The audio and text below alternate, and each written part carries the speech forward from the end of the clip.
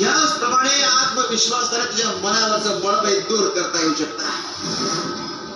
आता हरण्याच्या भीतीने कोणी शर्यतीमध्ये भाग घेण्याला टाळतं का? तूच म्हणालीस ना कष्ट करायला मागे पुढे बघणार नाही म्हणून. मग तुझ्या वडिलांच्या तुझ्याकडून किती अपेक्षा आहेत? हो स्वामी, मला तुमचं म्हणणं पटलंय.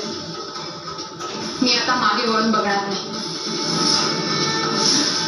आता समजावतोय, पुन्हा समजावण्याकरता मी येणार नाही. हो स्वामी, त्याची गरज नाही पडणार. मी शब्द देते.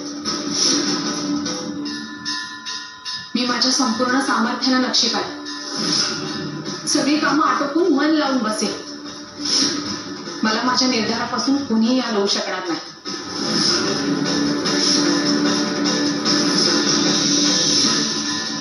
शिव शंकर शंभो.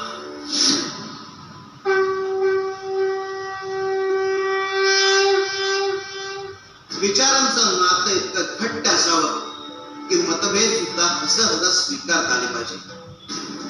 मतभेद कितीही मोठे असले तरी आपले विचार मांडताच ते तुटले पाहिजे. शिवाय शंकर नमामि शंकर शिव शंकर शंभो. हे गिरिजापती भवानी शंकर शिव शंकर शंभो.